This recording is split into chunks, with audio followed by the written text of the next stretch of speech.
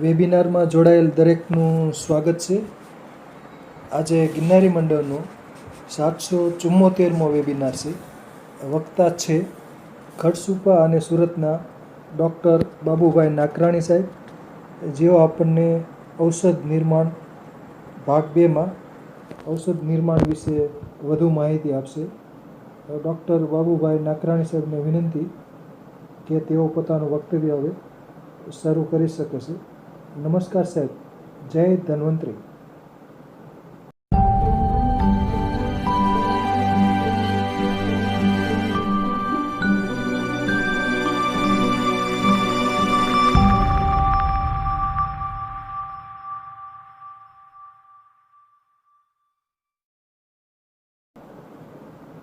જય ધન્વંતરી. રાગાદિરોગાન સતતાન સત્તાન શેષકાય પ્રસૃતાન શેષાન ઔત્સુક્ય મોહા રતિદાન જગાન યો પૂર્વ વૈદ્યાય નમોસ્તુ તસ્મૈ યો પૂર્વ વૈદ્યાય નમોસ્તુ તસ્મૈ. જે વૈદ્યોના પણ વૈદ્ય એવા પરમાત્માને નમસ્કાર કર્યા પછી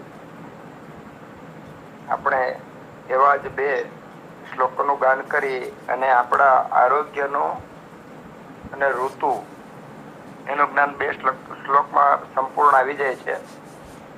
દોદ્ભવમ દોષચયમ વસંતે વિશુદયે ગ્રીષ્મજમ ભ્રકાલે ઘનાત્યવાર્ષિકમાશુ સમ્યક પ્રાપ્નોતુ રોગાન ઋતુજાન જાતુ. આ એક શ્લોકની અંદર બધી ઋતુ સંચય પ્રકોપ ને પ્રશમનો જ્ઞાન આવી જાય છે. અને હવે ના શ્લોકની અંદર આરોગ્ય પ્રાપ્તિ માટે, સ્વસ્થ માટેની જે વ્યાખ્યા છે, જે રસ્તો છે, જે મેળવવાનો ઉપાય છે એ બતાવે છે.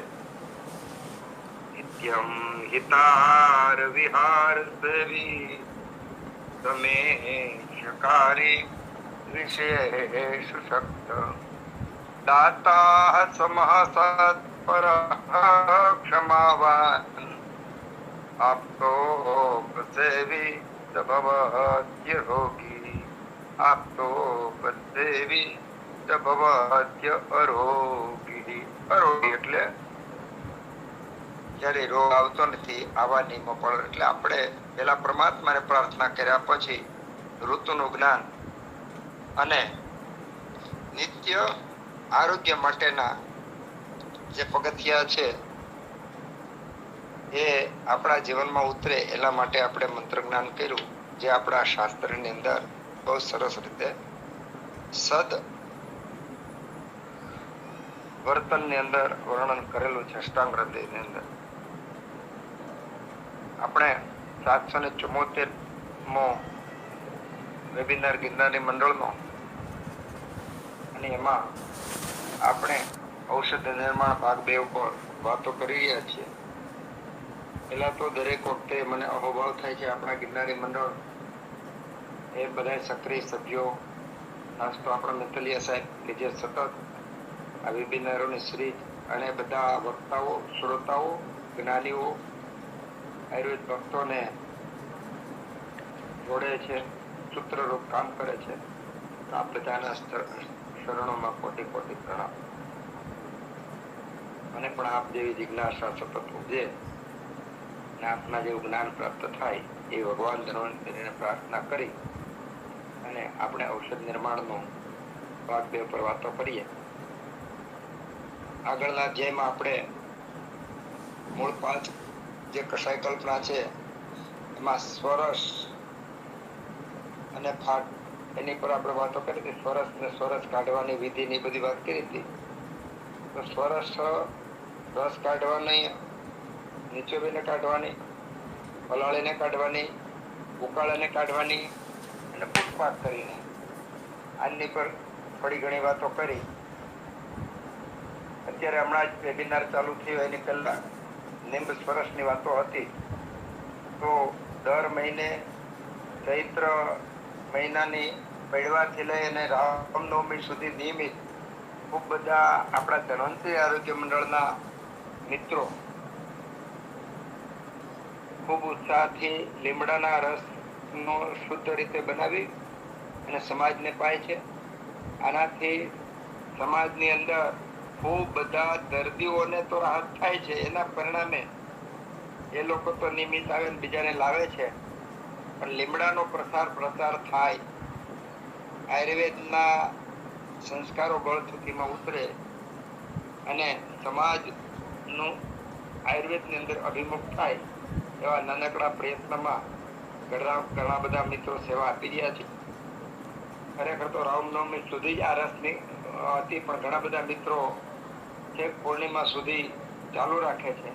તો આ બદલ આ મિત્રોને પણ ખૂબ ખૂબ ધન્યવાદ આપું છું કે આપણી સ્વરસ કલ્પનાની જે વાત છે એમાં સ્વરસ કલ્પનામાં નિંબ સ્વરસ, અને નિંબ સ્વરસ એટલે લીમડો કે જે તમામ પ્રકારના કફના રોગો, તમામ પ્રકારના પિત્તના રોગો, ચામડીના રોગો દૂર કરવા માટે સમર્થ છે. ઘરમાં બુઢો બાપો બેઠો હોય પણ જ્યાં સુધી બેઠો હોય ત્યાં સુધી દીકરા દીકરી વહુને ચિંતા ન હોય, એવી રીતે લીમડો, વડલો, પીપળો, બાવળ આ બધા આપણા પૃથ્વીના સમાજના ગામના વૃદ્ધ દાદાઓ જેવા છે કે એ બેઠા છે ત્યાં સુધી સમાજમાં, ઘરમાં કે વ્યક્તિમાં રોગ આવી ન શકે. જો આપણે એના શરણે જઈએ, એના કરીએ, એનો ઉપયોગ કરીએ તો. એટલે આજના વેબિનારની શરૂઆત કરતા પહેલા આપણા ગામમાં પરંપરાઓ વડલો, પીપળો, લીમડો, આ બધા ઉગેલા વૃક્ષો, ઉગાડેલા આપણા પૂર્વજો આપેલા વૃક્ષો, ગામની ધરોહર સંસ્કૃતિ, એને ફરિયાદ કરી અને આપણે આપણા પુનઃ આરોગ્યના પગથિયા રૂપે આપણે હવે વાત કે જેમાં કરવાનો એવો આપણને ખ્યાલ છે, એના પર થોડું આપણે આગળ ચિંતન કરીએ. સામાન્ય રીતે વાત એટલે ઉકાળો, એ આપણને ખબર છે, અને ઉકાળો એટલો બધો અસરકારક છે કે વૈદ્યની પ્રેક્ટિસમાં, આજે મારી ખુદની પ્રેક્ટિસમાં હું મારી વાત કરું તો દર્દીઓને સરસ ચૂર્ણ, કલ્ક, વાત, ફાટ બધી વિવિધ રીત આપતા હોઈએ, વધુમાં વધુ સારા પરિણામ મળતા હોય તો 3 વસ્તુમાં છે કે દર્દી કોઈક ને કોઈક વસ્તુનો સ્વરસ બનાવીને ઘેરે પીવે, આવો એક સૂચન કે કલા હોય છે કે જેના પરિણામે તાજો રસ વનસ્પતિના પેટમાં જાય અને તાજી વનસ્પતિ આજુબાજુમાં છે એને ગોતે અને એને સીધી મળે. આ એક એના ફાયદા થાય. આ એક હેતુ. એ જોઈને ઘરની વ્યક્તિ પણ આયુર્વેદ બાજુ વળે અને એનાથી તુલસીના રસથી, લીમડાના રસથી, ગોળાના રસથી રોગ મટે છે, એવી નાના બાળકોમાં પણ ભાવના ઉભી થાય, એવો એક પ્રયત્ન છે.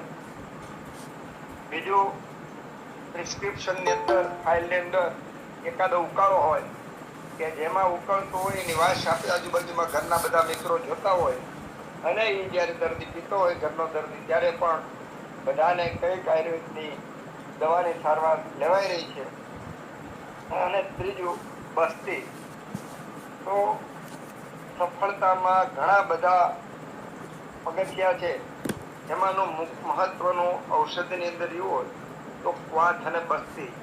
એમાંની અત્યારે ક્વાથની વાત કરી રહ્યા છીએ કે ક્વાથ પરિણામ આપે છે. એના કારણો છે કે ક્વાથ છે એક અથવા એક કરતા વધારે જાજા ઔષધોના મિશ્રણથી બને છે.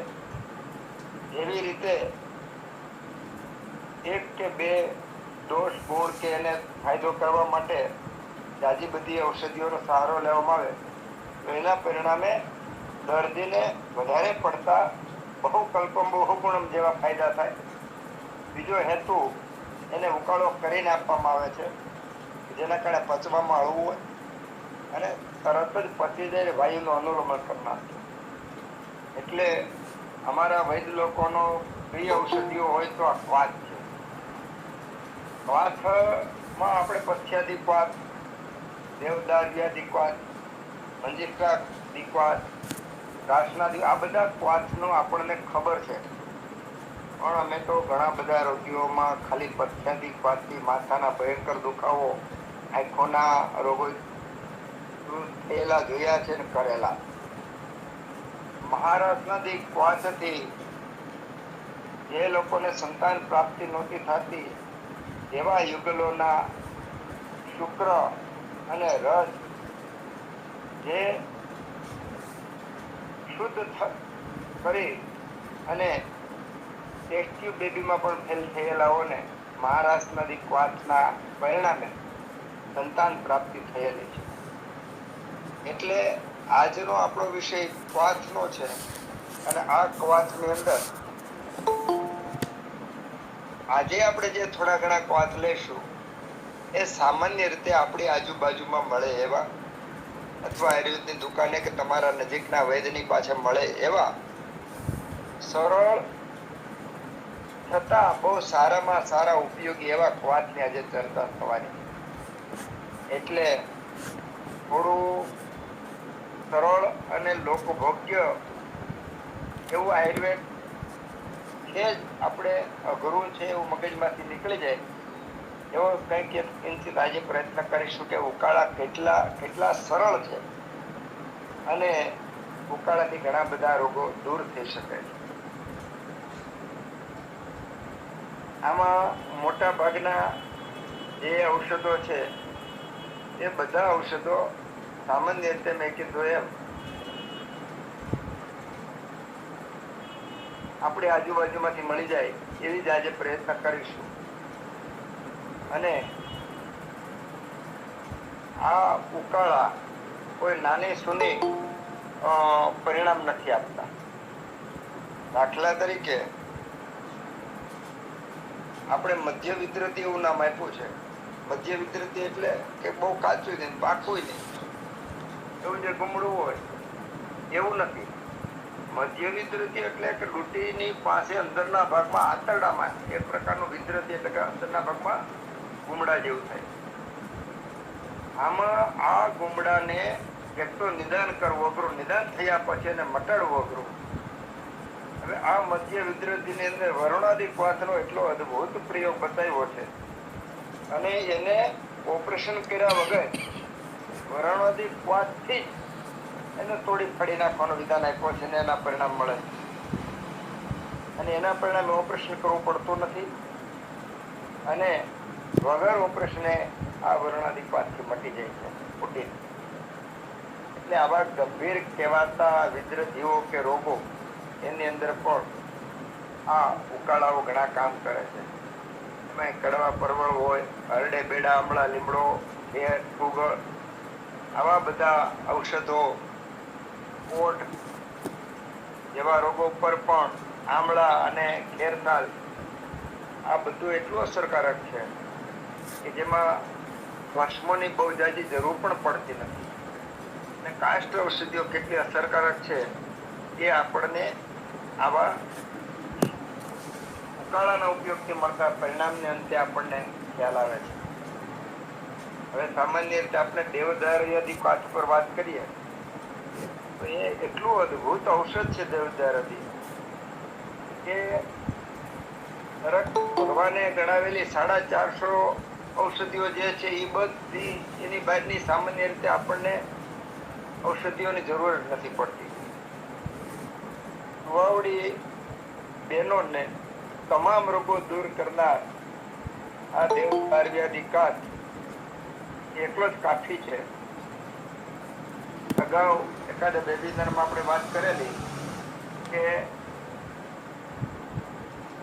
સ્તન્ય એટલે ધાવણ એ પ્રાકૃત નો હોય તો એના પરિણામે બાળકને પણ નિરોગીતા પ્રાપ્ત નથી થતી. તો એવા રોગોમાં બાળકોના રોગોમાં માતાને દૂધ પાવું આવું આપણને બતાવેલું, વાતો કરેલી.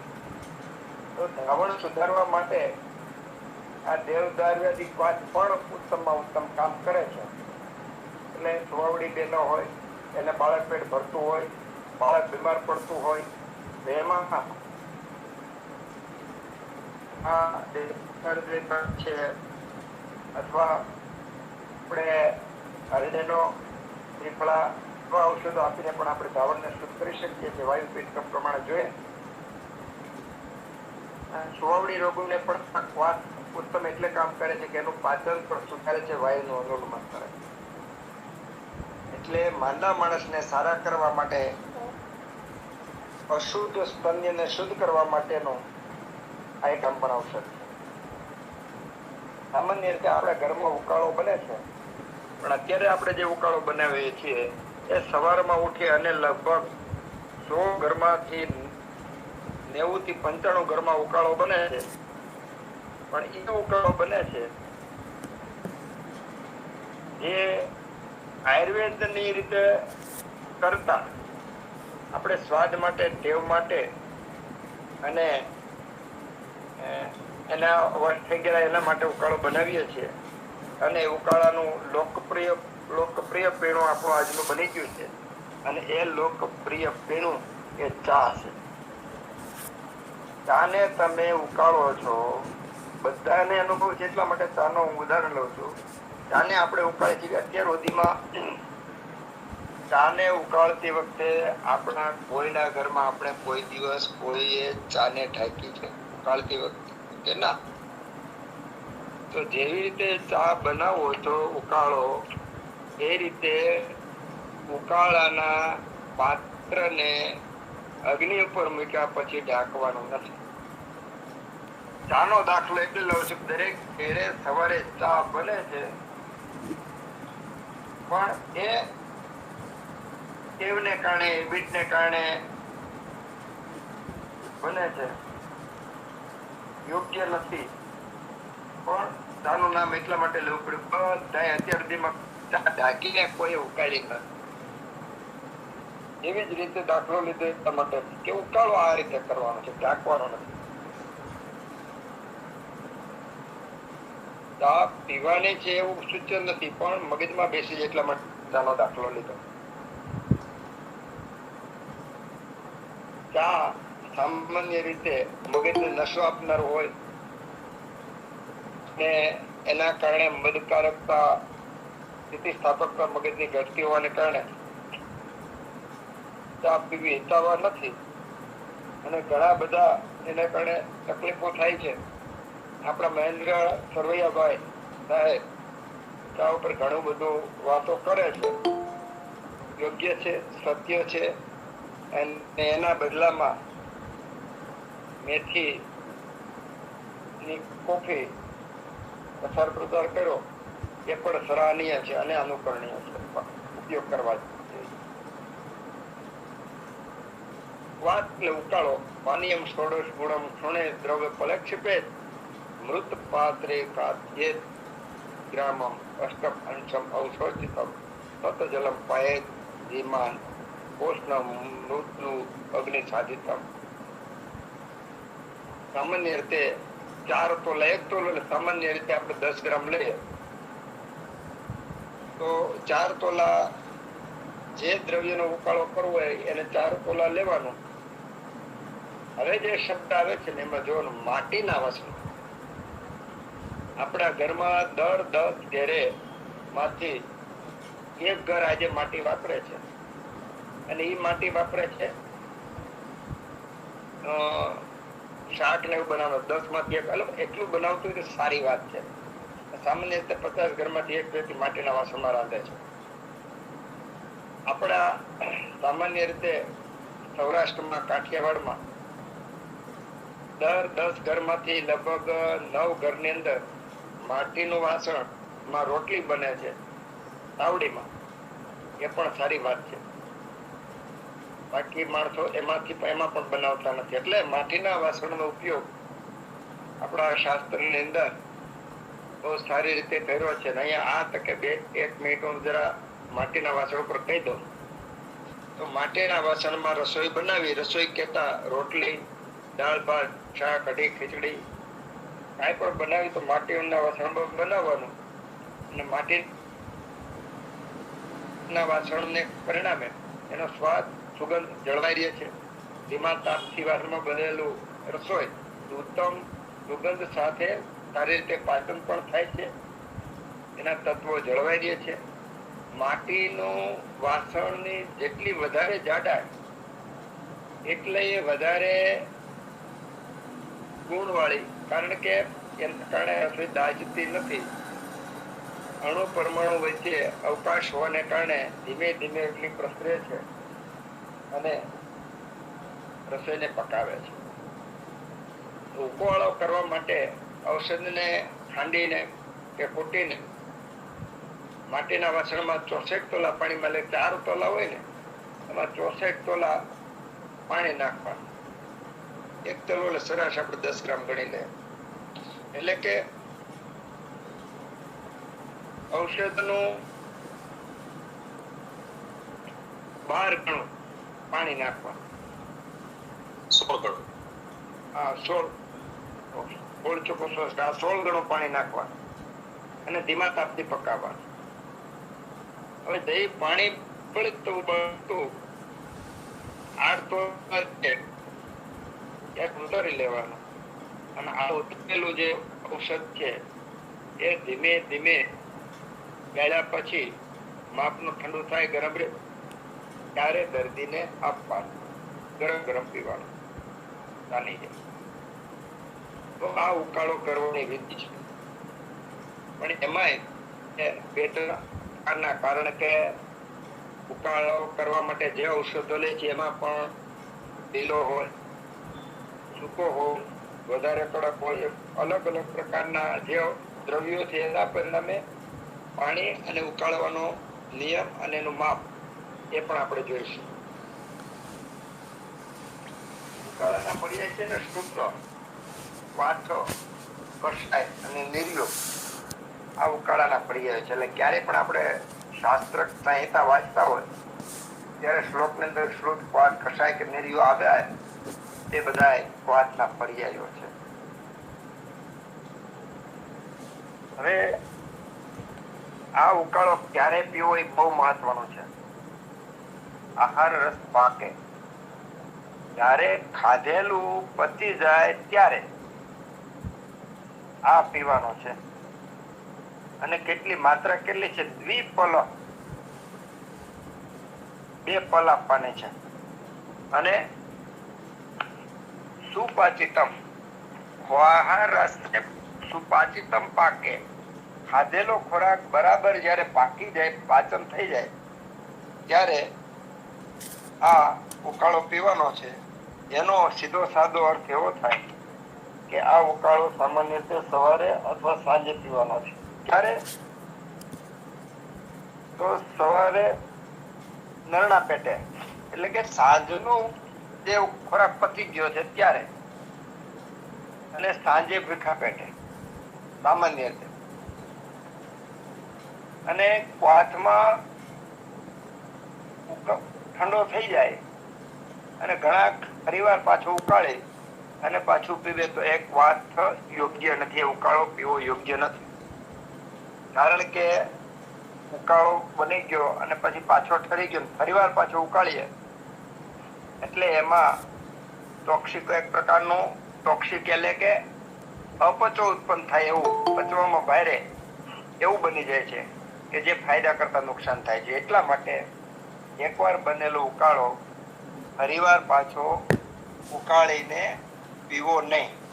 એનો સીધો સાદો અર્થ થાય એ થાય કે ઉકાળાની જેમ આપણે ઘરની રસોઈને પણ કઢી હોય, દાળ હોય, શાક હોય, આ બધી વસ્તુ એકવાર આપણે બનાવી પકાવી લીધી તો પકાવ્યા પછી ફરીવાર પાછી ગરમ કરીને ખાવી નહીં કે ભોજન કરવું નહીં. આપણે આ ઔષધ નિર્માણ એટલે વૈદ લોકો, ફાર્મસી વાળા બનાવે એને જ ઔષધ કહીએ છીએ, એ માન્યતા દૂર કરવાની છે. આપણા દરેક ઘરની અંદર રસોડું છે એ ઔષધ શાળા જ છે. અને એમાં પણ આ જ નિયમો લાગે. એકવાર બનાવેલી રસોઈને, ગરમ કરેલી રસોઈને ફરીવાર ગરમ કરવી નહીં. જેને ગરમ કરી અને ઉપયોગ કરવામાં આવે તો એ એક પ્રકારનું ઝેર જેવું થાય. ઝેરનો અર્થ એવો થાય કે આમ ઉત્પન્ન થાય છે, પચવામાં ભારે થાય છે અને ઘણા બધા રોગોનું કારણ બને છે. એટલે એકવાર ઉકાળેલી, ગરમ કરેલી, બનાવેલી રસોઈને ફરીવાર ઉકાળીને લેવી નહીં. સામાન્ય રીતે આપણે ઉકાળામાં એક કરતા વધારે દ્રવ્યો નાખીએ છીએ અથવા એક જ દ્રવ્ય નાખીએ છીએ. એમાં જો પાંદડા હોય, ગળો જેવા લીલા અને મૃદુ દ્રવ્યો હોય તો એવા ઉકાળો કરવામાં પાણી એનાથી 4 ગણું નાખવું. છાલ અને મૂળ જેવા દ્રવ્યો જેમાં હોય કે જે કઠણ હોય એમાં પાણી 8 ગણું નાખવાનું. અને આમળા, હરડે, વચા જેવા સૂકા દ્રવ્યો જે આપણે લેવાના હોય, કઠણ દ્રવ્ય જ્યારે લેવાના હોય, એના ઉકાળામાં આપણે એના કરતા 16 ગણું પાણી લેવાનું. ફરીવાર પાછું રિપીટ કરીએ આપણે કે જેમાં મૃદુ દ્રવ્યો હોય જેમાં 4 ગણું, છાલ ને મૂળ જેવું હોય મધ્યમ તો એને 8 ગણું, આમળા, હરડે જેવા હોય, સૂકા દ્રવ્યો હોય તો જેમાં કઠણ દ્રવ્યો હોય તેમાં 16 ગણું પાણી લેવાનું. અને આ ઉકાળો લીલા અને સૂકા બધા જો મિક્સ હોય તો એ પ્રમાણે વધે થોડું ઘણું પાણી લેવાનું અને એને હિસાબે પાણી નાખી અને એને ઉકાળવાનું છે. ઉકાળવાનો નિયમ આપણે વાત કરી એમ ચોથા ભાગનું પાણી હોય, જે પાણી હોય એમાં ચોથા ભાગનું પાણી બળી રહે ત્યારે એને ઉતારી લેવાનું. દાખલા તરીકે 4 તોલા ઔષધ લીધા, એમાં 64 તોલા નાખવાનું અને 8 તોલા રહે એટલે ઉતારી લેવાનું. હવે ક્વાથના ઉકાળા બનાવવાના હેતુ, આપણે ઉકાળો શા માટે બનાવીએ છીએ? 1 મિનિટ સાહેબ. હા, ત્રિફલા જેવું ચૂર્ણ હોય તો કેટલા ગણું પાણી લેવાનું? જેમ કે ત્રિફલા છે, ચૂર્ણ હશે તો એમાં કેટલા ગણું પાણી લેવાનું? ત્રિફલાનો ક્વાથ બનાવવો છે.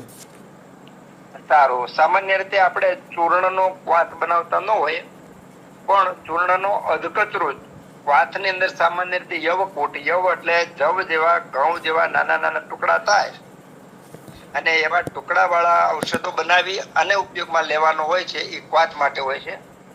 પણ માની લ્યો કે હવે આપણી પાસે યવકૂટ નથી ને ચૂર્ણ છે તો યવકૂટ જેવો ફાયદો ચૂર્ણમાં ન થાય, કારણ કે ચૂર્ણ તમે ગાળશો ચૂર્ણ પણ ગાળીને ભેગું આવી જવાનું છે એટલે પચવામાં ભારે થશે. એટલે આગળમાં આમાં વાત આવશે કે ઔષધો કઈ રીતના લેવા. તો યવકૂટ લેવાના. યવકૂટ એટલે આપણે બાજરાની કે ઘઉંનો જે હવાલો હોય ને એમાં છાળી લઈએ ખાંડતા ખાંડતા અને યવ જેટલા જેવો થઈ જાય એને લેવાનું. તો આ ત્રિફલા, હરડે, બેડા ને આમળા જો આમાં લીધા હોય તો એક કઠિન ઔષધમાં આવશે એટલે એમાં 16 ગણું પાણી લેવાનું છે. એટલે એમાં યવકૂટ ઉકાળામાં બધામાં યવકૂટ સામાન્ય લેવાનું. ચૂર્ણનો ઉકાળો કરવાનો નથી. ચૂર્ણનો જો ઉકાળા તરીકે વાપરવું હોય તો એને પણ સામાન્ય રીતે આ નિયમ લેવાનો. પણ સામાન્ય રીતે આપણે ઉકાળામાં યવકૂટ ખાંડીને યવકૂટ જેવા બનાવશું. હવે આગળ વાત કરું કે આમાં આગળ શરૂ રાખો. હવે ઉકાળો છે ને એના પરિણામો છે, એના પ્રકારના આધારે એના અલગ પ્રકારો પડ્યા છે. એમાં પાચન, દીપન, શોધન, શમન, તર્પણ, ક્લેદન અને શોષણ, આ 7 પ્રકારના સામાન્ય રીતે ઉકાળાઓ છે. આમાં પાચન ને શોધન ક્વાથ હોય એમાં ચોથા ભાગનું પાણી બાકી રહે ત્યારે લેવો ઉત્તમ છે. એટલે આટલું ઉકાળવાનું.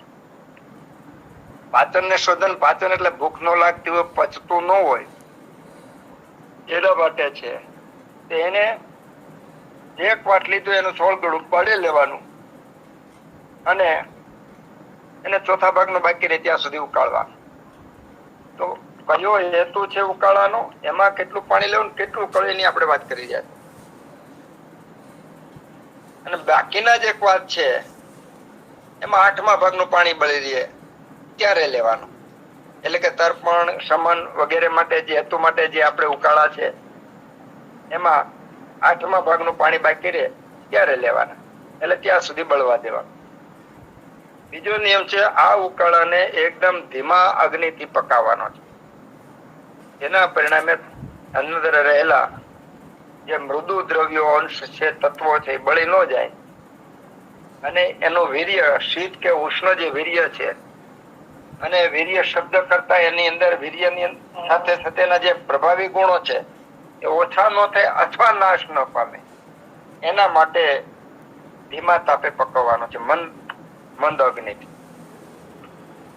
તો વીર્યને જાળવવા માટે, ઔષધને પૂરેપૂરું વાતની અંદર લાવવા માટે એક તો વાસણ અને અગ્નિ. વાસણ માટીનું લેવાનું અને અગ્નિ મંદ ધીમો રાખવાનો. સામાન્ય રીતે આજે માટીના વાસણમાં આવા ઉકાળા કરવા, માટીના વાસણમાં રસોઈ કરવી એ શરૂઆતમાં વ્યક્તિ એટલો બધો ટેવાઈ ગયેલો છે સ્ટીલના વાસણ કે કુકર વગેરેથી, કે જેના પરિણામે અશક્ય વસ્તુ લાગે. પણ જ્યારે ઘરની અંદર પ્રયોગો ચાલુ થઈ જાય, વાપરવા માંડે અને એનો જે અનુભવ થાય, પછી બીજાના ઘરે જમવા જવાનું થાય અને જે સ્વાદ, સુગંધમાં, પાચનમાં ફેર પડે ત્યારે ખબર પડે કે માટીનું વાસણ શું વસ્તુ છે, માટીના વાસણમાં પકાવેલી રસોઈની શું કિંમત છે અને કેવું છે. એટલે ઘણા બધા આંદોલનો કરવા જેવા છે. એમાંનું આપણે માટીના વાસણમાં ઘરે ઘરે રસોઈ થાય, આ એક પણ આંદોલનનો ભાગ છે. અને આમાંથી આપણે આ પ્રયોગો કરીએ ને આપણને એમાં આશ્ચર્ય ઉભું થશે કે અત્યાર સુધી આપણે જે રસોઈ બનાવી એમાં અને માટીના વાસણમાં જે તફાવત છે એના કારણે આરોગ્યમાં ખૂબ બધો ફેરફાર થાય છે. એટલે આપણે માટીના વાસણનો પ્રચાર કરવો એ પણ એક ઉત્તમ આપણો ધર્મ છે, આપણી ફરજ છે. ભારતની સંસ્કૃતિ, ભારતમાં આરોગ્ય પાછું લાવવું હોય, દવાખાના વાદમાંથી છોડાવવા માટેના ઘણા બધા પગથિયા છે. એમાંનું આ માટીના વાસણમાં રસોઈ અને રસોઈ કરવાની રીત, આ ઉપર પણ ઘણું બધું કામ કરવાનું બાકી છે. અને એના માટે ભગવાન આપણને પ્રેરણા આપે કે આપણે આમાં કિંચિત કામ કરીએ. તો આ ઉકાળો બનાવવાની રીત થઈ. એમાં પાચન અને શોધન, કે જે આપણે પચાવવા માટે, શરીરનું શોધન કરવા માટે જે ઉકાળા બનાવીએ છીએ, એમાં ચોથા ભાગનું પાણી રહે ત્યાં સુધી ઉકાળવાના. અને બાકીના દીપણ હોય, શપમનો હોય, તર્પણ હોય, ક્લેદન કે શોષણ કરવાના હોય, તો એમાં 8મા ભાગનું પાણી બાકી રહે ત્યાં સુધી ઉકાળવાનું, એટલે વધારે ઉકાળવાનું. હવે પાચન કે વગેરે જે ઉકાળા છે એ સામાન્ય રીતે વ્યક્તિને 2 તોલાથી લઈને 8 તોલા સુધીની માત્રા આપે છે. દરેકને અલગ અલગ છે. અને આ માત્રા દર્દી પોતાના અનુભવથી, વૈદ્ય પોતાના અનુભવથી, વૈદ્ય દર્દીની તાસીરને, પાચનને, અગ્નિના પ્રમાણમાં આપે છે. દરેકને એક સરખી માત્રા હોતી નથી. પરંતુ સામાન્ય રીતે આમ પબ્લિક માટે આપણે એવી વાત કરી શકીએ કે જે વાત કે ઉકાળો પીધા પછી વાયુનું અનુલોમન થાય, ઉદરનું લાગો એટલે પેટ હળવું લાગે, દોષોનું નિસરણ થાય, લાઘવતા શરીરમાં લાગે, શરીરમાં સ્ફૂર્તિનો સંચાર થાય. આ માત્રા એ દર્દી માટે એક વાતની ઉત્તમ માત્રા સામાન્ય રીતે આપણે આ વાત કરી. પણ જ્યારે રોગ ગંભીર હોય ત્યારે વૈદ્યની માત્રા ઊંચી પણ લઈ જાય છે, 8 ને 10 ને 12 તોલા પણ આપે છે. પરંતુ સામાન્ય રીતે આપણે 2 તોલાથી 4 તોલાની માત્રા ઉકાળા માટે રાખવાની.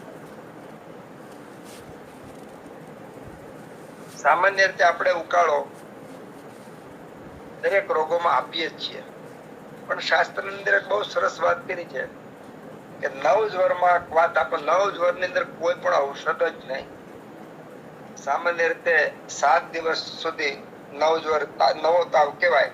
એટલે તાવ આવે ત્યારે લંઘનમ પરમ ઔષધમ, તાવનું ઉત્તમમાં ઉત્તમ ઔષધ તો લંઘન છે.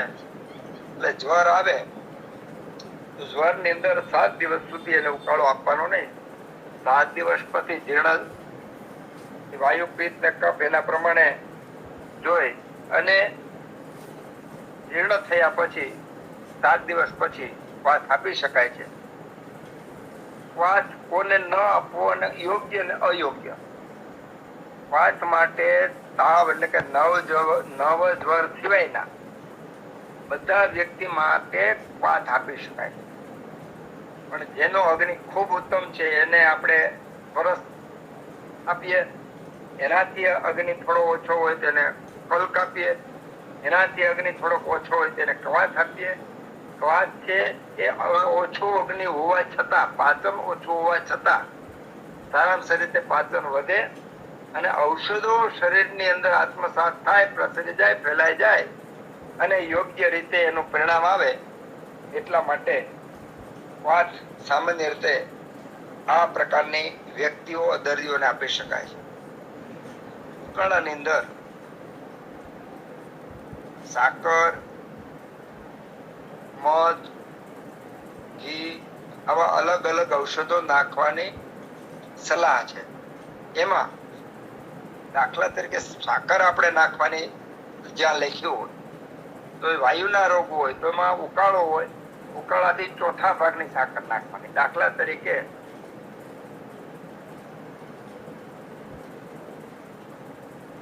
વાત 4 તોલા હોય તેમાં 1 તોલા નાખવાની. પિત્તનો રોગી હોય તેમાં 2 તોલા એટલે કે 8મા ભાગની સાકર નાખવાની. પિત્તના રોગમાં, વાયુના રોગમાં ચોથા ભાગની, પિત્તના રોગમાં 8મા ભાગની અને કફના રોગમાં 16મા ભાગની સાકર નાખવાની. દાખલા તરીકે 4 તોલા ક્વાસ હોય તેમાં 1 તોલો વાયુના રોગમાં, 1/2 તોલો પિત્તના રોગમાં અને 5 તોલો કફના રોગમાં નાખવાની. શું કામે? એ સાકર છે એ વાયુ વાળા માટે તરત જ બલ્યકર છે. ઉકાળાની અંદર નાખીએ ત્યારે પિત્ત વાળા માટે પિત્તનું શમન કરનાર છે. કફ વાળા માટે કફ વધે નહીં એટલા માટે ઓછી માત્રા નાખી અને કફના રોગીને સાકરના ફાયદા જ્યાં વૈદ કે એની જરૂર હોય એ પ્રમાણે આપવા માટે 16મા ભાગની એટલે ઓછી માત્રામાં આપવાનું.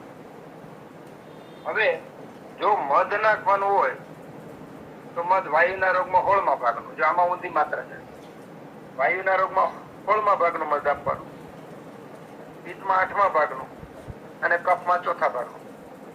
કારણ કે મધ છે એ કફનાશક છે અને મધ કફ વાળા માટે બહુ સારું છે એટલે ચોથા ભાગનું, પિત્ત વાળા માટે 8મા ભાગનું અને વાયુના રોગમાં 16મા ભાગનું. દરેકને સાકર કે મધ નાખવું એવું જરૂરી નથી, પણ જ્યાં કીધું હોય કે આમાં સાકર સાથે કે મધ સાથે એવું જ્યાં કીધું હોય ત્યાં આ રીતના પ્રમાણનો ઉપયોગ કરવાનો છે. કારણ કે મધ વૃક્ષ છે, વૃક્ષ હોવાને કારણે વાયુ કરે, છતાં યોગ વાયુ હોવાને કારણે મધ નાખવાનું વાયુ વાળાને કીધું છે, પણ એની માત્રા ઓછી લેવાની. યોગ વાયુ શબ્દ જે ઔષધની સાથે એને નાખવામાં આવે એ ઔષધના ગુણ જેવા એમાં ફાયદા થાય. પણ મધ નાખી ત્યારે વધારે પડતા ગરમ ઉકાળામાં મધ નાખવાનું નથી. મધને ગરમ વસ્તુ સાથે, ગરમ પ્રકૃતિમાં અને ગરમ ઋતુમાં લેવાની મનાઈ છે. ઘણા બધા પોતાની ચરબી ઉતારવા માટે, મેદ ઉતારવા માટે, વજન ઘટાડવા માટે અત્યારે ગરમ ગરમ પાણીમાં લીંબુ ને મધ નાખીને પીવે છે. શરૂઆતમાં એ લોકો ડાયટમાં ખૂબ ધ્યાન રાખે એટલે પરિણામ પણ મળે છે. પણ મધ ગરમ પાણી, વધારે પડતું ગરમ પાણીને મધ સાથે લેવાથી એક પ્રકારનું ઝેર ઉત્પન્ન થાય છે. સ્રોતોરોધ થઈ અને શરીરની અંદર ટોક્સિન ઉત્પન્ન થઈને લાંબા ગાળે ઘણા બધા રોગોનો ભોગ બને છે. એટલા માટે મધને લેવાના પણ આ નિયમો છે. અને યોગવાહી શબ્દ એવો છે કે એ જે વસ્તુ સાથે એને લીધી હોય એ વસ્તુના અંદર ભળી જાય અને શરીરના સ્ત્રોતો સુધી સૂક્ષ્મ છિદ્રો સુધી ભળી જાય અને પાચન થાય છે એટલે શરીરના આખા શરીરમાં જલ્દી પ્રસરી જાય છે. સામાન્ય રીતે આપણે ઉકાળામાં જીરું, ગુગળ કે બીજા કોઈ પ્રકારના નમક કે ક્ષાર, વઘાયણી, છૂટ મરી, પીપર કે ત્રિકટુ, ત્રિફલાક આવા કોઈ પણ પદાર્થો જયારે નાખવાના હોય ત્યારે એ સામાન્ય રીતે 2 થી 3 ગ્રામ જેટલા નાખવાના. અને એમાં દૂધ, ઘી, ગોળ, તેલ, ગૌમૂત્ર એના જેવા બીજા કોઈ પણ ઔષધો નાખવાના હોય તો એ ઔષધો ક્યારે નાખવાના કે જ્યારે આપણે કલ્ક કે યવકૂટ લઈએ ત્યારે એમાં નાખવાના. અને સામાન્ય રીતે એનું માપ 1 તોલાભાર છે. ઉકાળો આપણને દેખાય સામાન્ય પણ ઉકાળાના ફાયદા પણ ખૂબ છે અને એને બનાવવાની વિધિ અને માપ પણ સામાન્ય રીતે આપણને જ્ઞાન હોવું જોઈએ. અને આ જ્ઞાન આપણે આજે વેબિનારમાં હાજર બધા મિત્રોને ખાસ એટલા માટે જરૂરી કે આજે આયુર્વેદની ધરોહર સંભાળવા માટે ઘેરે ઘેરે આયુર્વેદનો પ્રસાર પ્રચાર કરવા માટે આપણે યત્કિંચિત જે જ્ઞાન લઈએ છીએ એ જ્ઞાન 100% સંહિતા ને અનુરૂપ હોય અને આરોગ્ય આપનાર હોય, સહજ અને સરળ હોય એવા અનુભવ સાથેના જ્ઞાન સાથેના જ્ઞાનને આપણે આયુર્વેદના જ્ઞાનને પ્રચાર માટે કંઈક કામ કરવું હોય તો આ માપ એટલા માટે આપણે ઉલ્લેખ કરીએ છીએ કે સામાન્ય રીતે આવા ઔષધો નાખો તો એટલું માપ લેવા. ફરીવાર આપણે જરાક એક વાતને રિપીટ કરવી પડશે કે ઉકાળતી વખતે વાસણને ઢાંકવાનો, રસોઈમાં પણ ઢાંકવાનો નથી. કુકરની સિસ્ટમ તો બિલકુલ બેવકૂફ લોકોની ભેટ છે. એટલે કુકર આપણા રસોડામાં આપણા આરોગ્યને નુકસાનકારક છે, આપણને બધાને ખબર છે. હાજર વેબિનારમાં હાજર રહેલા ના ઘરમાં તો લગભગ કુકર નહીં હોય પણ હવે આપણે માટીના વાસણનો ઉપયોગ થાય એના માટે પણ કામ કરવાનું છે. વેબિનારમાં અંતે આપણે જે ચર્ચા કરીએ એમાં આ વિષય પણ આપણે જરા લેશું કે જેમાં આપણે માટીના વાસણ અને માટીના વાસણમાં જે લોકો રસોઈ કરતા હોય એના અનુભવો અને આપણે માટીના વાસણના પ્રસાર પ્રચાર માટે કેટલું કામ કર્યું છે. કારણ કે આજે માટીના વાસણનો ઉપયોગ ઘટ્યો, પરિણામે માટીના વાસણ બનાવનાર જે લોકો છે કુંભાર એ બીજા ધંધા તરફ વળ્યા છે. આજે 20-25 વર્ષના કુંભાર માટી બનાવતા હોય, માટીના વાસણ બનાવતા હોય એવા તમારી આજુબાજુમાં કોઈ મળશે નહીં. હું ખૂબ બધે ફર્યો પણ મને તેલંબા ને એ બાજુ ગયો ત્યારે એ બાજુ આજની તારીખમાં 20-25 ઉંમરની બહેનો ભાઈઓ માટીના વાસણો બનાવે છે. ત્યાંના માટીના ઘડા જે પાણી માટેના માટલા હોય એમાં પાણીની સુગંધ અલગ ટાઈપની તમને મળે. એના માટલા બધું એક્સ્ટ્રા જાડાઈ થિકનેસ વધારે હોય છે. તો આપણી આજુબાજુમાં માટીના વાસણો બનાવનાર કુંભાર કોણ છે અને એની પણ મુલાકાત લઈને એનો પણ થોડું આપણે કામ કરવું પડે કે જેના કારણે એને રોજીરોટી મળે અને એનો વ્યવસાય જળવાય. અત્યારે માટીના વાસણ મળે છે, 2 પ્રકારના આપણને મળે છે. એક તો હાથના બનાવેલા અને પ્રેસમેડ ફેક્ટરીમાં થાય. જે પ્રેસથી બનાવેલા હોય છે એમાં છિદ્રો નહીવત હોય છે, જેના પરિણામે આપણે સ્ટીલના વાસણનો ઉપયોગ કરીએ ટાઈપના વાસણ બની જાય છે થોડા સમયની અંદર.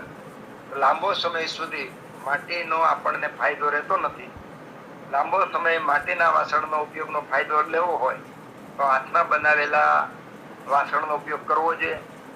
ત્યાં સુધી ઉપયોગ કરવો જોઈએ જ્યાં સુધી એમાં સુગંધ અને સ્વાદ જળવાઈ રહે ત્યાં સુધી. એક સમય એવો આવે એની અંદર પતિ અને એ વાસણ રીઢું થઈ ગયું, શબ્દ આપણે બોલીએ, રીઢું થઈ ગયેલું વાસણ પાણીને ઠંડુ કરી શકે નહીં. રીઢું થઈ ગયેલા માટલાની અંદર બનાવેલી રસોઈ એની અંદર જે અગાઉ આપણે સ્વાદ અને સુગંધ જળવાઈ રહેતા તેમાં ફેરફાર થઈ જાય તો રીઢું થઈ ગયેલું વાસણ હોય એને પછી બદલી નાખવાનું. એટલે આ અનુભવને અંતે આપણને સમજાશે. પહેલા તો આપણે વાપરવા માંડીએ પાણીના વાસણ. એટલે ઉકાળતી વખતે વાસણને ઢાંકવાનું નથી, રસોઈને પણ ઢાંકવાનું નથી. હવે એક ગળોનો ઉકાળો છે. એમાં ગળો, ધાણા, લીમડાની અંતરજાળ, રક્તચંદન, પદ્મકાષ્ઠ આ 5 વનસ્પતિ લેવાની. હવે મિત્તલી સાહેબે બહુ સરસ એક મને પ્રશ્ન પૂછેલો ચાલુ દરમિયાન શરૂઆતમાં કે ત્રિફળાના ચૂર્ણનો ઉકાળો કરવો હોય તો કેટલા ગણું પાણી લેવું? તો ઉકાળામાં લેવાતા ઔષધોને યવકૂટ કરીને લેવાના. અને હું માનું છું કે સાહેબનો સંદર્ભ કદાચ આ જ હશે કે એમાં લેવાના ઔષધના બનાવવાની રીત ઉપર આપણે પ્રકાશ પાડીએ તો એના માટે પણ હું આભાર માનું છું. કે યવકૂટ એટલે ખાંડવાનો, યવ એટલે જવ. જવ કદાચ કોઈએ ન જોયા હોય તો બાજરાના દાણાથી થોડા મોટા અને ઘઉંના દાણાથી થોડા પતલા એવા નાના નાના ટુકડા થઈ જાય ખાંડીને તો એને યવકૂટ કહેવાય. તો આવા યવકૂટ બનાવી અને ઉકાળામાં લેવાનો. તો આ ગળો, ધાણા, લીમડાની આંતરછાલ, રક્તચંદન અને પદ્મકાષ્ઠ આ 5 પ્રકારના ઔષધનો ઉકાળો કરવામાં આવે તો સર્વ તાવ, બધા પ્રકારના તાવને હરનારો કીધો. અને આ ઉકાળો અગ્નિને પ્રદીપ કરે છે. બળતરા, ગભરામણ, તરસ, ઉલટી અને અરુચિનો નાશ કરે છે.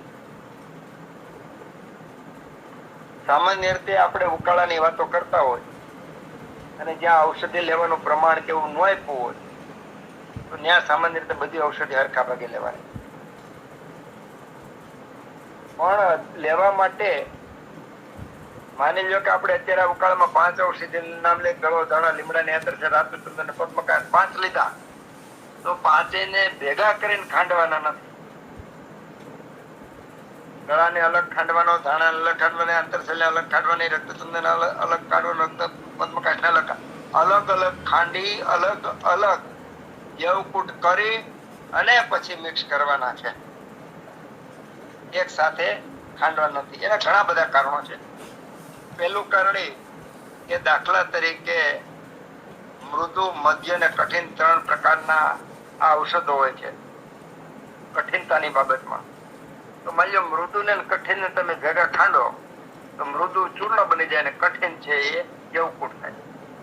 તો બધા યવકૂટ જ રહીએ અને પછી ભેગા કરવાના હેતુ માટે દરેક ઔષધોને અલગ અલગ ખાંડવાના છે. અલગ અલગ ખાંડી, અલગ અલગ છાળી અને પછી દાખલા તરીકે આપણે ઘઉં કે બાજરાના હવાલામાં છાળી નાખીએ અને પછી એને અલગ અલગ રાખીને પછી એની માત્રા પ્રમાણે આપણે સંભાગ ભેગા કરી અને ઉકાળો બનાવવાનો છે, ભેગા કરવાના છે. સામાન્ય રીતે જ્યાં ન કીધું ત્યાં બધા હરખા ભાગે લેવાના. જો આપણને લીલી વનસ્પતિ મળતી હોય તો સૂકવાનો ઉપયોગ કરવો નહીં. કારણ કે લીલી ઔષધિની અંદર આત્મા, જીવ છે એ આપણા શરીરમાં તરત જ પચી જાય, વધારે ફાયદો કરે એવા હોય છે.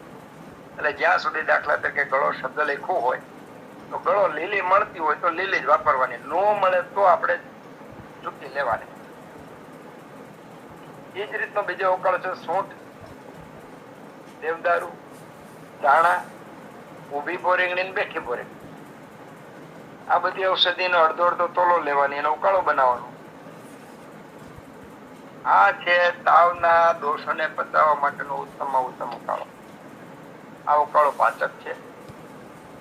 શરીરમાં તાવ લાવનાર જે તત્વો હોય એવા કાચા રસને પકાવે, એટલે કે આમને પકાવે છે અને તાવને દૂર કરે છે. ફરી વાર પાછું કહી દઉં કે જ્વરની અંદર 7 દિવસ પછી ઉકાળો કે ઔષધિઓ આપવાની છે. ત્યાં સુધી ટૂંકમાં જ્વર છે, જીર્ણ 9 જ્વર હોય ત્યાં સુધી આપવા નથી. જીર્ણ જ્વર થાય પછી ચિકિત્સા ચાલુ થાય. વાત જ હોય તો એ રીતનું, અને કફ જ હોય તો 12 દિવસ સુધી કઈ આપવાનું નથી. એ જ રીતનો ઊભી બોરીંગણી ને બેઠી બોરીંગણી. હવે હું આજે ઔષધો બોલી, સામાન્ય રીતે આ બધા ઔષધો આપણી આજુબાજુમાં મળે એવા, આપણે ઘણી વખત શિબિરો કરી છે એટલે આપણે ઓળખીએ એવા જ છે.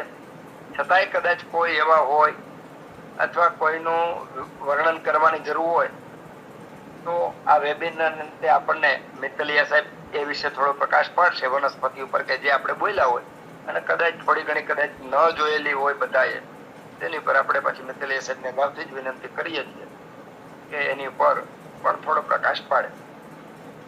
એના પછીનો તાવ ઉપરનો બીજો પણ એક ઉકાળો છે કે જેમાં બેઠીને ઊભી બોરીંગણી, કરિયાતો, સોઠ, ગળો અને પુષ્કર્મો, આ 6 ઔષધિ લેવાની, સંભાગે લેવાની. અને આ ઉકાળો પીવાથી પણ ઘણા બધા તાવ દૂર થાય છે.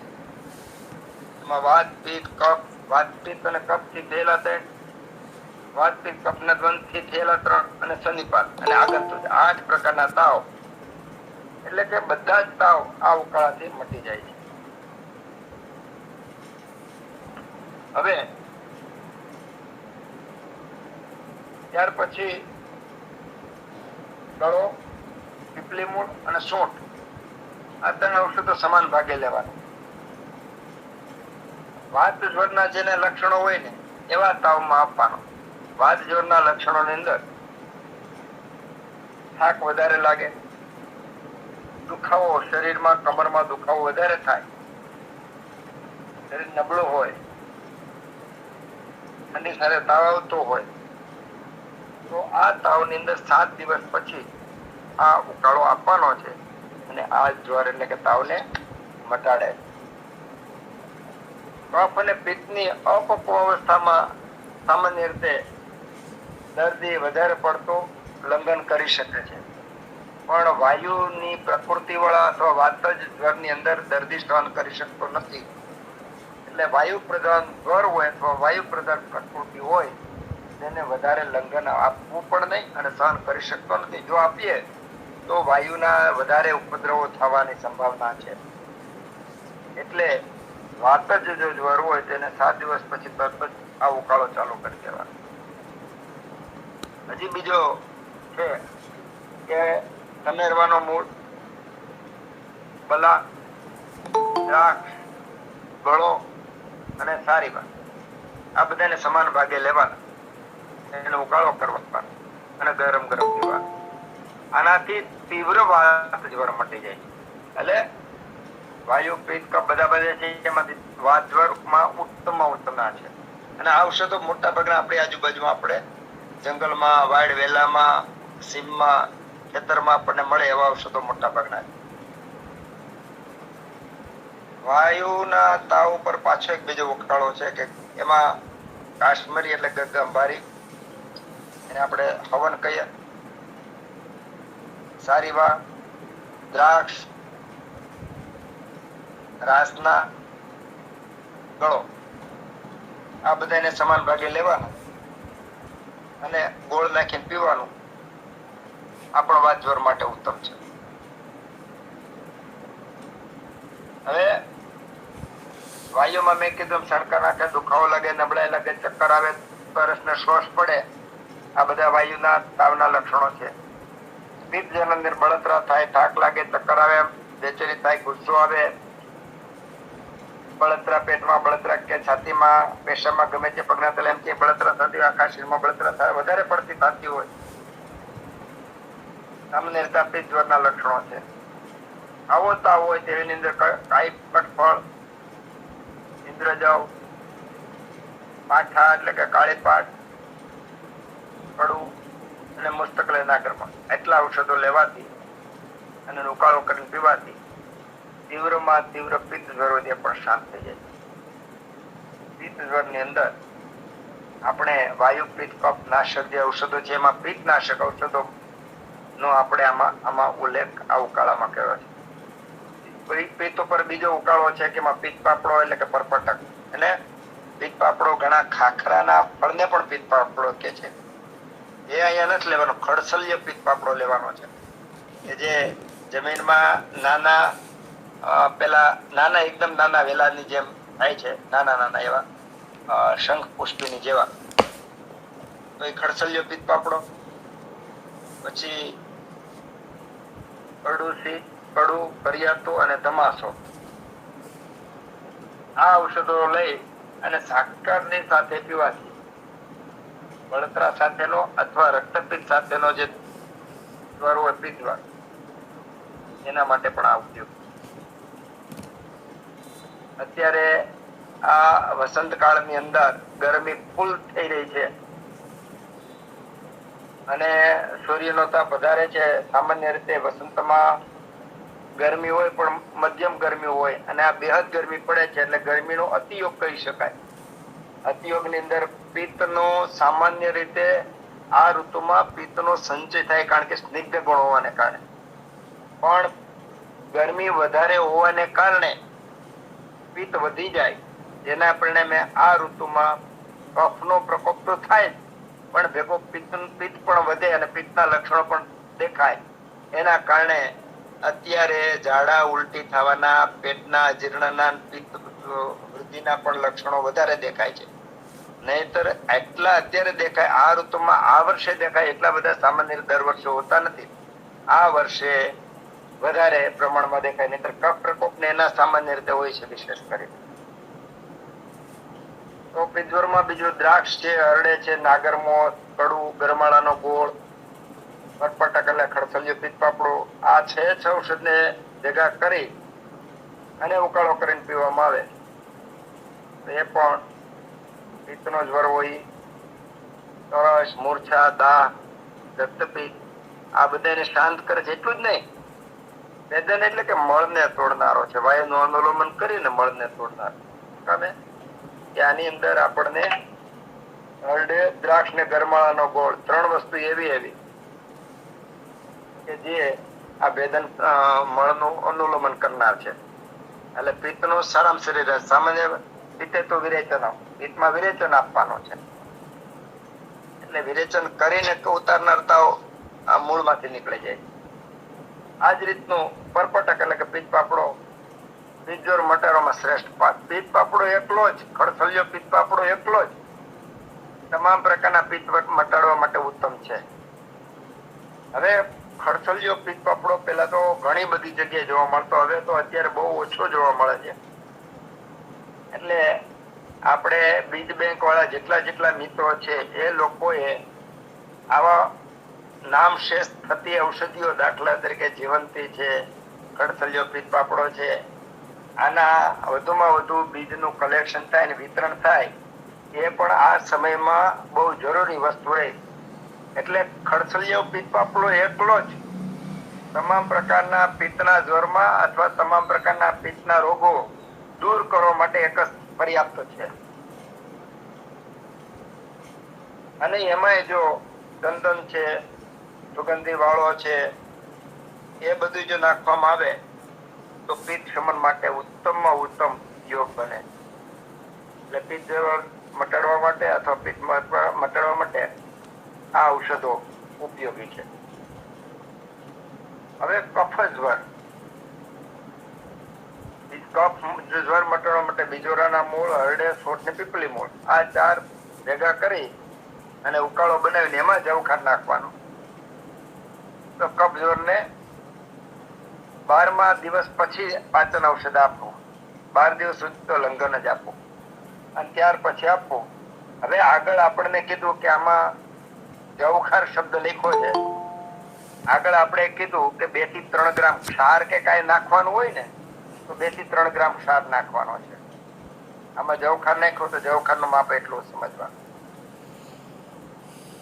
કફના જ્વર ઉપર પાછો એક ઉકાળો લઈએ, 2 મિનિટ થોડી લઈશું વધારે આપણે, જેના કારણે આપણે કફ જ્વરના જે 2-3 ઉકાળા છે એની પર વાત પૂરી કરી શકાય. કરિયાતું, લીમડાની આંતરસાર, પીપર એટલે કે પીપલી, કચુરો, સોંઠ, શતાવરી, ગળો અને મોટી ભોરેંગણી એટલે કે ઊભી ભોરેંગણી, 8 ઔષધો ભેગા સમભાગે લેવાના. એનો ઉકાળો કરી અને કફના તાવમાં લેવાનો, એટલે કફ છે એ દૂર થઈ જાય છે અને જ્વરમાંથી મુક્તિ મળે છે. સામાન્ય રીતે કફજવરની અંદર 12 દિવસ પછી ઔષધ આપવાનું છે. પટોલાદી ક્વાથ એ પણ કફજોર ઉપર સરસ ફાયદો કરે છે. પટોલ, ત્રિફલા, કડું કચુરો ને અરડુસી ને ગળો આ બધા સરખા ભાગે લેવાના. સામાન્ય રીતે આપણે જે અત્યારે આ બધાની વાતો કરી ચાર પાંચ ઔષધો ભેગા કરીએ અને સારામાં સારું રોગનાશકનો યોગ બને, ઉકાળો બને. હરડેનું ફળ, બેડાનું ફળ 2, હરડેના ફળ 1, બેડાના ફળ 2 ને આમળાના ફળ 4. આ રીતનું સામાન્ય રીતે ત્રિફલાનું ચૂર્ણ બને. અથવા તમે સામાન્ય રીતે જો મોટી હરડે હોય તો એ 1 ભાગ થાય, બેડા 2 બેડા અને આમળા 4. વજનમાં સરખું થઈ જાય, કારણ કે મોટી હરડેનું વજન 20 ગ્રામ હોય છે. અને સપ્રમાણ ચૂર્ણ લ્યો તો બધાના ઠળિયા કાઢીને બનાવેલું ચૂર્ણ સમભાગે લેવાનું, અથવા 1 ફળ હરડેનું, 2 ભાગ બેડાના અને 4 ફળ આમળાના. આ રીતનું કરીએ તો પણ ત્રિફળા થાય. સંભાગે લઈ પણ ઠળિયા કાઢેલો હોય તો સંભાગે, પણ મોટી હરડે હોય તો, નાની હરડે હોય ને તો ઘણીવાર 4 ગ્રામ થી લઈને 8 ગ્રામ સુધીની 5 ગ્રામની હરડે હોય તો એ હરડે નું પ્રમાણ વધારે લેવું પડે. હરડે અને બીજી વસ્તુ કે નવા, સ્નિગ્ધા, ગુરુ અને ઘના, આ હરડેમાં 4 ગુણો હોવા જોઈએ. આવી પ્રકારની હરડે લેવાની. હરડે, અજિયા, વિજયા, કેતકી, આ રીતના ઘણા બધા પ્રકારો છે. આમાંની ઉત્તમ જે હરડે છે એ હરડેનું સેવન કરવાથી આપણને ચક્ષુશલ્ય, આંખોનું તેજ વધારે, નવજીવન આપનારી, શરીરને દ્રઢ બનાવનારી, યશ્યગૃહ નાસ્તિ માતા, તસ્ય માતા, હરિતકીના જે ગુણો છે એ બધા ઉત્તમ આ 4 ગુણો વાળી હરડે આપે. કાયમી જયારે તમારે હરડેનું સેવન કરવું હોય ત્યારે ઉત્તમ પ્રકારની હરડેને પસંદગી કરવી. તો આ રીતના આપણે વાયુ, પિત્ત અને કફ ઉપર અલગ અલગ 2, 4, 5 ઉકાળાનું જે વર્ણન કર્યું એ જોઈ અને આપણી આજુબાજુમાં પિત્તનાશક, વાયુનાશક, કફનાશક હોય તો એનો વિચાર કરી અને આપણે ઉકાળા બનાવી અને રોગમાંથી મુક્ત બનીએ. પહેલું. બીજું, ઘણી વાર વાત કરું છું, ફરી વાર આજે રિપીટ કરી દઉં કે દર્દીને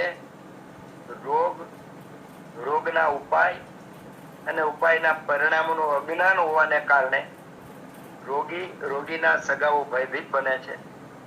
ભયભીત બનવાને કારણે, અનિર્ણાયક બની જવાને કારણે દેખાતી મોટી હોસ્પિટલોમાં જરૂર ન હોવા છતાં દાખલ થઈ જાય છે. અને આજે આ એક પ્રકારની જે દોડ લાગી છે, જેવી રીતે પતંગિયું આગમાં આકર્ષાય અને નાશ પામે છે, એવી રીતનો દર્દી અને દર્દીનું ધન નાશ પામે. એને રોકવા માટે આપણે શું કરી શકીએ? તો નાના નાના પ્રયોગો દ્વારા આપણે પરિણામો લાવી અને ધીમે ધીમે કરતા વ્યક્તિ, ઘર અને સમાજ સુધી પ્રચાર થાય એવો પ્રયત્ન આપણે કરવો ઘટે.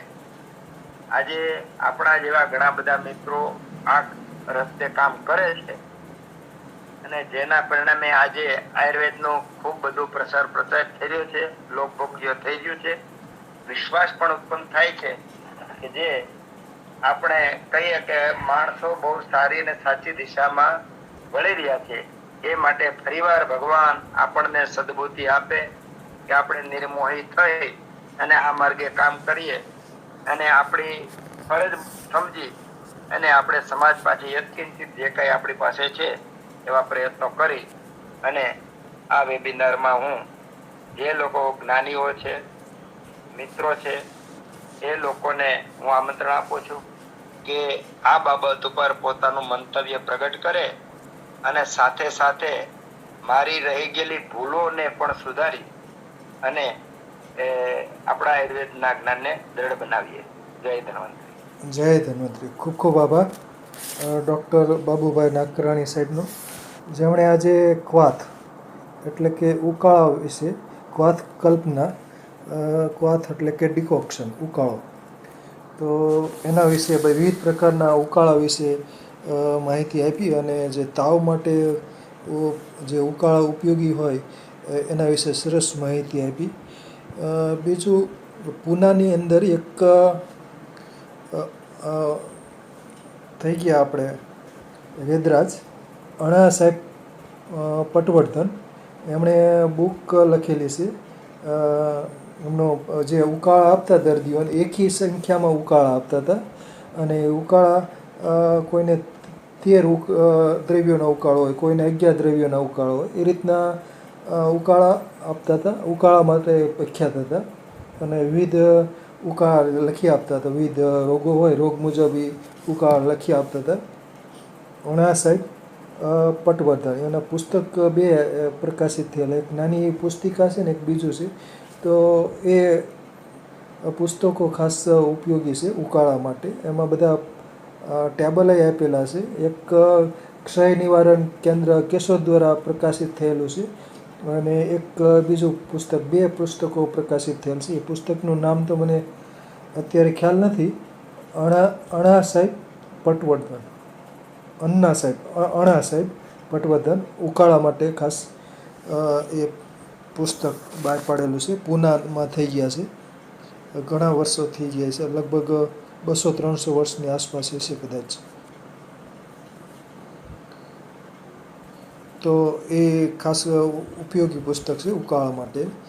બાકી ઉકાળાનો તો આયુર્વેદમાં ખાસ મહિમા છે જ. ચા એક પ્રકારનો ઉકાળો છે અને કોફી ને એવા ગરમા પીણા પણ એક પ્રકારના ઉકાળા જ ગણી શકાય. અને ખાસ કરીને અજમો અને તુલસીનો ઉકાળો પણ શરદી, તાવ હોય, સસણી હોય કે રીતનું હોય તો તુલસીના પાન અને અજમો એને ઉકાળીને પછી ગાળીને પી શકાય છે. તો ઉકાળા વિશે સરસ માહિતી આપી. અને ખાસ કરીને જ્વરમાં શું છે, લંઘન કરવાનું કીધું છે આયુર્વેદમાં. લંઘનમ પરમ ઔષધમ. તો ખાસ કરીને લંઘન વખતે મગનું પાણી પીવાનું કીધું છે. અને મગનું પાણી એટલે એક પ્રકારનું સૂપ. એટલે મગનું પાણી છે એ પણ એક પ્રકારનો ઉકાળો જ છે. મગનું પાણી કે મગનું સૂપ ગણો તો એ પણ તાવમાં ખાસ કરીને વેદરાજ પહેલાં આપતા હોય છે. ભોજન ઉપર પ્રતિબંધ હોય છે પરંતુ મગનું પાણી ખાસ અપાતું હોય છે. તો સરસ રહી માહિતી.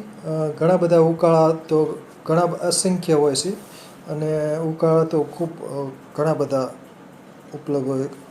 સાહેબે ખાસ કરીને પથ્યાદી કફ,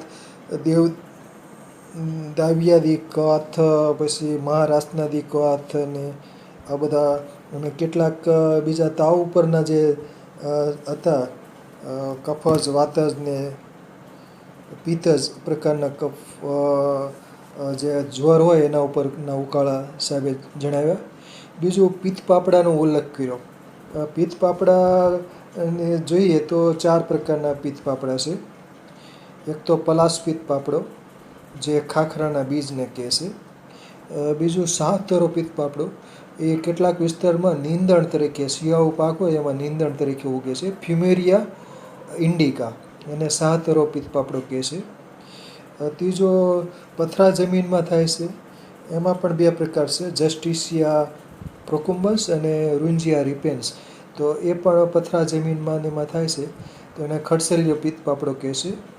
અને ચોથો છે ઘાસિયો પિત્ત પાપડો. એ ઘાસની સાથે ઉગે છે.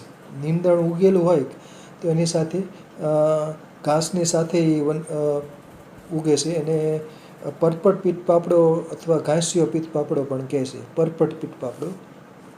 તો આ રીતના પિત્ત પાપડા 4 પ્રકારના છે. તો એનો પરપટ પિત્ત પાપડો છે, ઘાસિયો પિત્ત પાપડો, એનું વૈજ્ઞાનિક નામ છે ઓલ્ડેનલેન્ડિયા કોરિમ્બોઝા. તો આ 4 પ્રકારના પિત્ત પાપડા છે. બીજું એક યવાગુક પણ લેવાતું હોય છે. તો ખૂબ ખૂબ આભાર નાગરાણી સાહેબનો. ખાસ કરીને જે ધાણા ને એવું બધું હોય છે તો નાગરમોર્થ ને એવું બધું, તો એના વિશે પ્રકાશ પાડો નાગરાણી સાહેબ, યવાગુ વિશે.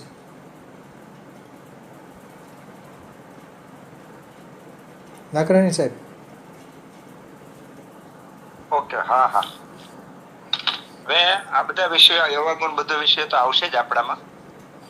કારણ કે આપણે ઔષધ નિર્માણનો તો શબ્દ લીધો છે. ઔષધને નિર્માણની સાથે ખાસ તો આપણે રસોડાને સાંકળવાનો પ્રયત્ન કરીશું કે આપણે રસોડામાં રસોઈ બનાવીએ છીએ એના બદલે આપણે તૃષા અને ભૂખરૂપી રોગને દૂર કરવા માટેનું જે નિર્માણ કરીએ ઔષધશાળા ઘરમાં બની એને રસોડું કહેવાય. એમાં ખાસ આપણે જે નાગરમોદ કીધી, નાગરમોદ છે, પછી રક્તચંદન છે, પિત્ત પાપડો છે, સુગંધી વાળો છે, કાળો વેરણ વાળો છે. આ બધા પિત્ત શમન માટે ઉત્તમ ઔષધો છે.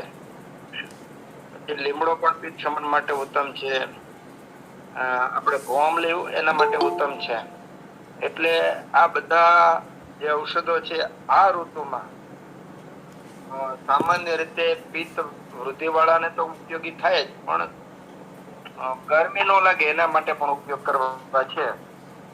એટલે નાગરમોથ ના પણ પેલા તો આપણી નદીમાં પાણી રહેતું ને નાગરમોથ આપણે ત્યાં નદીમાં બધી ખૂબ મળતી. હવે અત્યારે જ્યાં જ્યાં પાણીની નદીઓ છે ત્યાંથી આપણને મળી રહે છે. એટલે નાગરમોથ પણ આપે શમન માટે ઉત્તમ. બાલચાતુર્ભદ્ર ચૂર્ણ ની અંદર પણ આ મસ્તક આવે છે. મસ્તક સંસ્કૃત શબ્દ. એટલે બાકી તો બધા વિષય સ્ટેપ બાય સ્ટેપ આવશે. બરાબર, સરસ સરસ. બીજું જે ઉકાળાની આ જે વાત ચાલે છે એમાં ખાસ કરીને જે અમુક રસોડાના જે મરી મસાલા છે એ પણ ઉપયોગી થાય ને ઉકાળા તરીકે. તજ છે, બીજા ઓસડિયા હોય, લવિંગ, તજ ને બધા. હા, બરાબર છે.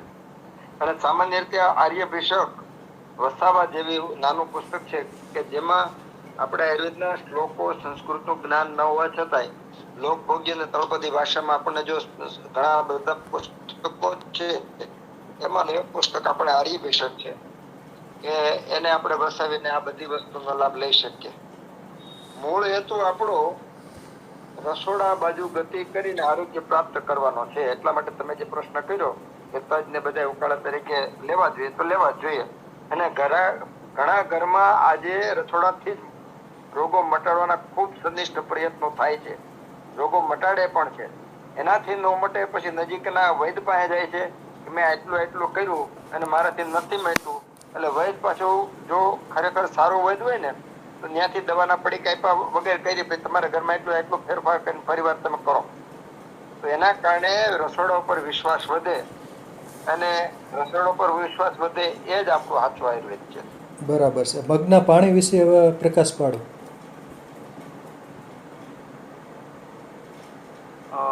સામાન્ય રીતે મગ લાવે પગ, એવી રીતે વૈદ્યને હરડે પ્રિય છે એવી રીતે વૈદ્યનું બીજું જો કોઈ શસ્ત્ર હોય ને તો મગ છે. કારણ કે મગ છે ને એ પચવામાં હળવા છે અને તરત બળ આપનારા છે.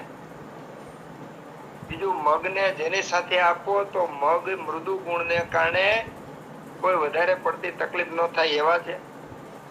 રોગી ત્યારે થાય છે કે અગ્નિ બગડે ત્યારે જ રોગી થાય છે, દર્દી થાય છે. જે દર્દી છે એ દર્દી બધાયને મગ આપી શકાય. એમાં કઈ બહુ બુદ્ધિ વાપરવા જરૂર નથી. કારણ કે અગ્નિ વધારવા માટે મગનું પાણી સામાન્ય આપણે જે લોકોએ પંચકર્મ કર્યું છે અથવા પંચકર્મ કરાવ્યું છે અથવા પંચકર્મ ચાલુ છે અથવા જે લોકોએ પંચકર્મ વિશે જાણ્યું છે બધાને ખબર છે સંસર્જનક ક્રમની અંદર પેલા મગના પાણીનો ઉપયોગ થાય છે. શું કામે કે પંચકર્મ ની અંદર વમન કે વિરેચન ની અંદર આંતરડું મોઢાથી લઈને ગુદા સુધીનું સામાન્ય રીતે આખું ખાલી થઈ જતું હોય છે. એના પરિણામે અગ્નિ બિલકુલ વયો જાય છે. અગ્નિ બિલકુલ જતો રહે છે. એ અગ્નિને ધીમે ધીમે ધીમે સંભાળી અને વિકાસ કરીને મોટો કરવા માટે મંડ, પેયા, વિલેપી ને ઓદન આ 4 સ્ટેપમાં આપી અને પછી રાંધેલો બીજો ખોરાક આપવાની જે સંસર્જન ક્રમ છે એમાં મગના પાણીનું પેલું પગથિયું છે. સામાન્ય રીતે 16 ગણા પાણીમાં મગને બાફી અને એનું પાણી નિતારી લેવું એને આપણે મગનું પાણી કહીએ છીએ. વાત કરી છે તો જરાક વાત કરી દઉં. મંડપેયા વિલેપીના મોદનશ્ચ લાઘવમ યથા પૂર્વમ શિવક્રિયા મંડ વાતાનુલોમનમ મંડ પેયા વિલેપી ઓદન મંડ પેયા વિલેપી ઓદન એટલે ભાત. આ 4 પ્રકારના જે સ્ટેપ આપ્યા છે એમાં યથાપૂર્વમ આગળના જે છે વધારે લાગવા મંડો વાતાનુલોમનમ એ બધાય કરતા ઉત્તમ વાયુનું અનુલોમન કરનાર ઉત્તમ છે. એટલે 16 ગણા પાણીને ઉકાળી અને ગાળેલું મગ સિવાયનું ખાલી નિતારેલું પાણી હોય એને મંડ કહેવામાં આવે છે. શિવ ક્રિયા એટલે કલ્યાણકારી છે આ મંડ થયો. હવે જરાક સાથે સાથે આની વાત કરી જ દઉં. હવે આ જ મગને જ્યારે 14 ગણા પાણીમાં ઉકાળવામાં આવે અને પાણી અને મગ સાથે કરીને આપવામાં આવે તો એ કયા બની જાય છે. તો મંડના ગુણ આપણે વાત કરી કે એ તો એવો લાઘવ છે, પણ ફ્રૂટ એટલે તરસને મટાણ છે, ગુલ્મ એટલે ગોળાને મટાણને, ફ્રૂટ ગુલ્મ અને અગ્નિને વધારનાર છે, જ્વરનો નાશ કરનાર છે. સાથે સાથે તમામ પ્રકારના સ્ત્રોતો સંસ્વેદી સ્ત્રોતોને શુદ્ધ કરી અને પરસેવો લાવનાર છે. આ પેયા પણ ઉત્તમ છે. અને એ જ મગને જ્યારે આપણે એને બાફી અને ખાઈ છીએ ત્યારે એ વિલેપી બને છે. મંડ પેયા અને વિલેપી. વિલેપી એ ઉત્તમમાં ઉત્તમ હૃદય વિલેપી હૃદયની ઉત્તમ છે. તૃષ્ણાગ્નિ તરસને મટાડનાર છે અને એ સર્વ સ્ત્રોત સુધી વ્રણ સુધી બધા પ્રકારના સ્ત્રોતોની શુદ્ધિ કરે છે અને વ્રણની શુદ્ધિ કરનાર છે. પેયા દીપન પાચની પેયા દીપન કર્મ કરે છે અને પાચન કર્મ કરે છે. એટલે એક મગમાંથી આપણે ખાલી પાણી બનાવીએ તો એને મંડ કહેવાય. 14 ગણો પાણીમાં સાથે લઈએ તો પેયા કહેવાય અને એને ગોળી પાછું પીવામાં આવે તો વિલેપી કહેવાય. તો આ રીતના મગ છે એ બધા તાવમાં બધા રોગોમાં સામાન્ય રીતે આપી શકાય. દાખલા તરીકે મગને ઘીની સાથે આપો તો પિત્ત માટે ઉત્તમમાં ઉત્તમ છે. સાકર સાથે આપો તો પિત્ત માટે ઉત્તમમાં ઉત્તમ છે. પછી વાયુવાળાને પણ ઘી સાથે પણ આપી શકાય છે. જો પિત્ત સાથે અનુબંધ ન હોય તો તેલ સાથે આપી શકાય છે. હવે આની પર જરા 2 મિનિટની બીજી 1 મિનિટની વાત કરી દઉં કે હમણાં ગયા મંગળવારે કામરેજમાં મારે એક દર્દી નહીં રવિવારે સુવર્ણપ્રાશનનો કાર્યક્રમ હતો. એમાં સુવર્ણપ્રાશનના ટીપા પાવા માટે સુરત સેન્ટર ઉપર બેન આવ્યા બાળકને ટીપા પાવા. તો ભેગો એનો ઘરવાળો પણ હતો. તો બાળકને મંત્ર બોલીને સુવર્ણપ્રાશન તો કરાવ્યું, પણ પછી એના ઘરવાળાએ કીધું સાહેબ મને સંડાસમાં લોહી પડે ના તેને આવું થાય છે. તો એની મમ્મી કે છોકરાને પણ થાય છે. એટલે મેં કીધું કે બેન તમારે રસોઈ શીખવી પડે, તમને રસોઈ કરતા આવડતું નથી. એને આંચકો લાગ્યો સાહેબ મને તો રસોઈ કરતા આવડે છે. નહીં તમને રસોઈ કરતા આવડતું નથી. નહીતર આ બાપ દીકરા બેયને હું લોહી પડે ને. હવે છોકરો 5 વર્ષનો બાપો છે 35 વર્ષનો, બાપ દીકરાને બેયને લોહી પડે તો એનું કારણ શું એનું થોડું હોય. પછી બહુ મજાની વાત સાંભળવા જઈએ. બેન કે ભાઈ સાહેબ હું તો રસોઈ બનાવતી નથી. મેં કોણ બને? મારી દેરાણી બનાવે. નહીં કીધું છટકવાનું નથી. તમારી દેરાણીને મારી પાસે લઈ આવજો, રસોઈ કેમ બનાવી હું શીખવાડી. ઘરમાં 10 વ્યક્તિ હોય તો 10 વ્યક્તિની અલગ અલગ પ્રકૃતિ છે, અલગ અલગ રોગો છે. તો આ બેને રસોઈમાં પીરસતી વખતે અલગ અલગ વસ્તુ ભેળવી અને પીરસે તો દરેકના રોગો મટે. અને બેનને કીધું તું ભલે જેઠાણી હોય પણ તું હવે રાંધવા મળજે, નહીં તો તારો પ્રેમ સુકાઈ જશે. એ જમવા બેસતી વખતે રસોઈનો વખાણ કરે અને રસોઈ બનાવનારીને જે તૃપ્તિ થાય એના જેવો સંતોષ કે તૃપ્તિ આપનારો બીજો એ કોઈ વિષય જ નથી. એટલે બેનને કીધું તું પ્રેમ મેળવવા માટે અને પ્રેમ માટે લુખી થઈ જાય એટલે તું રસોઈ કરવા માંડી, જેના કારણે તારો પ્રેમ ન સુકાય. તો જે બહેનો રસોઈ ન કરતી હોય એને રસોઈની પ્રેરણા પણ આપણે આપવી જોઈશે. તો મગ છે બધાય રોગોને અલગ અલગ, માની લો કે આપણે ભૂખને ન લાગતી હોય તો દાડમના રસની સાથે પણ મગ આપી શકાય, આપણે લીંબુના રસની સાથે પણ મગ આપી શકાય, સાકર સાથે પણ આપી શકાય, ઘી સાથે પણ આપી શકાય, ઘીમાં તળે શેકીને ઘીમાં એનું શાક બનાવીને આપી શકાય, એની જગ્યાએ તેલનું બનાવીને વાયુવાળા તેલની સાથે બનાવી શકાય. એમ મગના વિવિધ ઉપયોગો, એક આખી લગભગ 30 પાનાની બુક છે જે ખાલી મગ ઉપર જ લખેલી, બધા રોગો ઉપર મગ આપી શકાય. એટલે મગ પરમ વાયુનું અનુલોમન કરનાર, દીપનને પાચન કરનાર, લઘુ છે અને બધા દર્દીઓને અનુકૂળ છે. જય જગન્નાથ. વાહ વાહ વાહ, સરસ સરસ.